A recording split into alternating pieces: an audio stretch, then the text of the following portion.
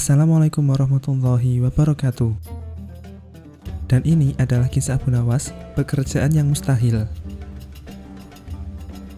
Baginda baru saja membaca kitab tentang kehebatan Raja Sulaiman yang mampu memerintahkan para jin memindahkan singgasana Ratu Bilqis di dekat istananya. Baginda tiba-tiba merasa tertarik. Hatinya mulai tergelitik untuk melakukan hal yang sama. Mendadak, beliau ingin istananya dipindahkan ke atas gunung agar bisa lebih leluasa menikmati pemandangan di sekitar. Dan ini bukanlah hal yang tidak mustahil dilakukan karena ada Abu Nawas yang amat cerdik di negerinya.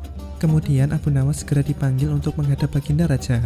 "Sanggupkah engkau memindahkan istanaku ke atas gunung agar aku bisa lebih leluasa melihat negeriku?" tanya Baginda. Abu Nawas tidak langsung menjawab. Ia berpikir sejenak hingga keningnya berkerut.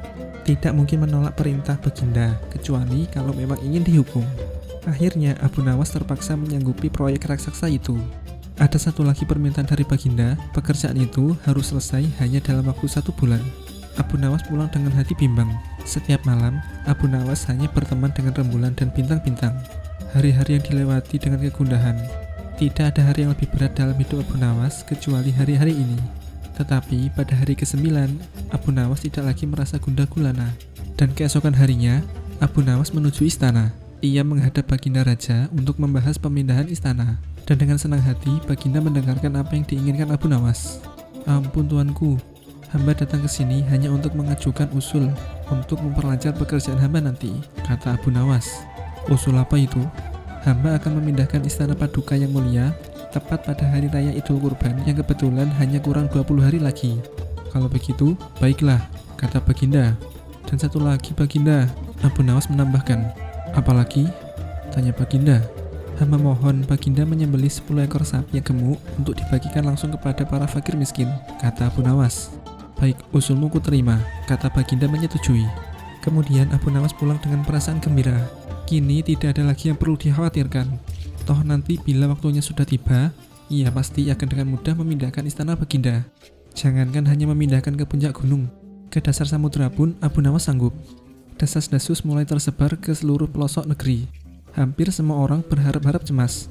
Tetapi sebagian besar rakyat merasa yakin atas kemampuan Abu Nawas, karena selama ini Abu Nawas belum pernah gagal melaksanakan tugas-tugasnya. Namun ada beberapa orang yang meragukan keberhasilan Abu Nawas kali ini. Saat-saatnya dinantikan pun tiba. Rakyat berbondong-bondong menuju lapangan untuk melakukan sholat hari raya Idul Kurban. Dan sesudah sholat, 10 sapi sumbangan Baginda Raja disembelih lalu dimasak kemudian segera dibagikan kepada fakir miskin. Kini giliran Abu Nawas yang harus melaksanakan tugas berat itu. Abu Nawas berjalan menuju istana, diikuti oleh rakyat. Sesampai di depan istana, Abu Nawas bertanya kepada Baginda Raja. "Ampun tuanku yang mulia, apakah istana sudah tidak ada orang lagi?" "Tidak ada," jawab Baginda Raja singkat. Kemudian Abu Nawas berjalan beberapa langkah mendekati istana. Kemudian ia berdiri sambil memandangi istana. Abu Nawas berdiri mematung seolah-olah ada yang ditunggu. Dan benar, akhirnya Baginda Raja tidak sabar. "Hei Abu Nawas, mengapa engkau belum juga mengangkat istanaku?" tanya Baginda. "Hamba sudah siap sejak tadi Baginda," kata Abu Nawas. "Apa maksudmu engkau sudah siap sejak tadi? Kalau engkau sudah siap, lalu apa yang kau tunggu?" tanya Baginda masih diliputi perasaan heran. "Hamba menunggu istana Paduka yang mulia diangkat oleh seluruh rakyat yang hadir untuk diletakkan di atas pundak hamba. Setelah itu, hamba tentu akan memindahkan istana Paduka yang mulia ke atas gunung sesuai dengan titah Paduka." Baginda Raja Harun al-Rasyid pun terpana.